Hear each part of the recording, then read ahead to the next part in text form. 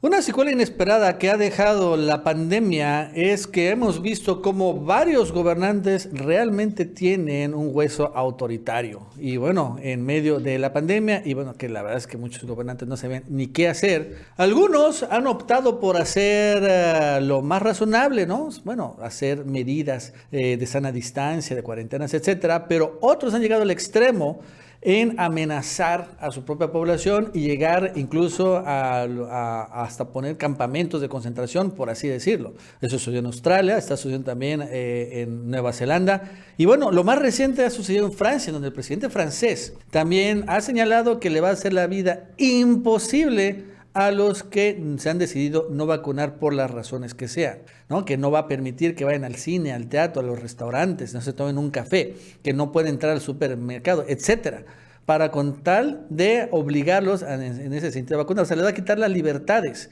Y eso es increíble porque Francia es el país en donde nació, ¿no? Las idea de las libertades y garantías individuales. Es el país de la igualdad, fraternidad y la libertad. Y ahora el presidente francés pues le sale lo dictadorzuelo y llega a este extremo que evidentemente está generando, bueno, pues una enorme molestia, porque por las razones que sean hay franceses que no se quieren vacunar y no son los mayores las que la minoría. Pero bueno, por ejemplo, llega cosas como la variante Omicron, que pues al final evade las vacunas y bueno, está infectando también a los vacunados. Entonces, esto, la verdad es que empieza a salirse ya de control, porque cada vez vemos más y más gobernantes con estas ínfulas de dictador. Bueno, esto y más nos va a contar Jesús López Almejo. Jesús, ¿qué tal? ¿Cómo estás? Buenas tardes. Hola, ¿qué tal, Nacho? Pues grande ha sido el escándalo que ha sacudido la política francesa a 3 meses del proceso electoral que o bien nos permitirá ver a Emmanuel Macron reelegirse como presidente de Francia o bien nos permitirá conocer al siguiente presidente francés. Y es que Emmanuel Macron dio el campanazo, pero tremendo, al decir que va a fastidiar completamente a los antivacunas.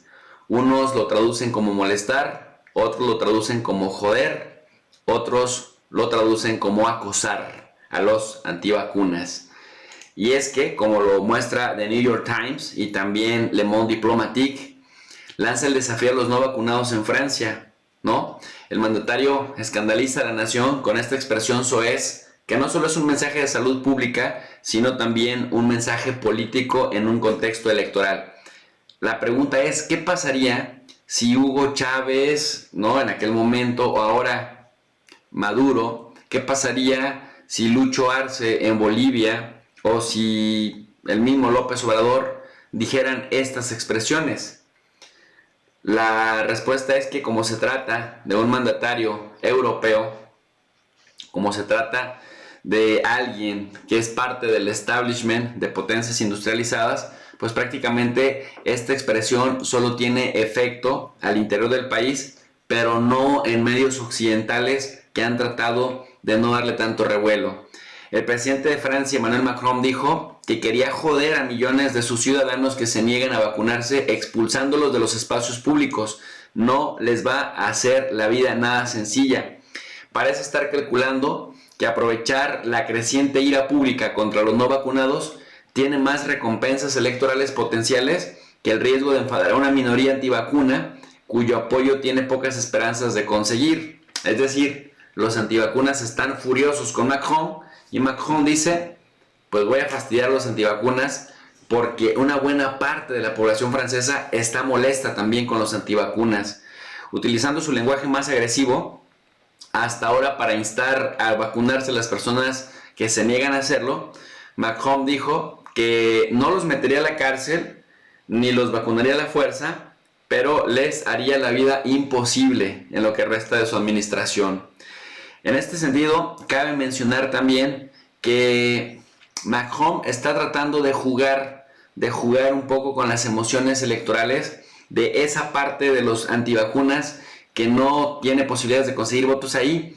Pero ¿cuál es el trasfondo de todo esto? ¿Y por qué buena parte de los franceses está enojado con los antivacunas? Pues mira, por una simple y sencilla razón. Los antivacunas ya registraron 332,000 así lo marca France 24, 332,000 casos diarios en el contexto de las festividades navideñas. Entonces, cuando hablamos ya de estas cantidades de un país como Francia, que se supone que pues es primer mundo, pues la cosa se alarma. Y es que en la actualidad, Nacho, cerca de 5 millones de franceses no se han puesto una sola vacuna contra el COVID-19, mientras que unos 52 millones de personas han recibido ya el esquema completo. Esto representa el 76.9% de la población, y unos 26.2 millones han recibido la dosis de refuerzo, comenzada a aplicar en el país desde septiembre del 2021. Sin embargo, cabe señalar que durante el año 2020 murieron en promedio unas 1,800 personas. Esto es un escándalo, porque esto pues es algo que ni una guerra lo ha logrado. Entonces, Francia, que tiene 67.4 millones de habitantes, pues puede considerarse un país con un número de habitantes significativo, y pues 5 millones de habitantes que no se han querido vacunar porque literal no quieren vacunarse, porque no creen en esto y porque además se oponen y organizan marchas por el tema del pase sanitario.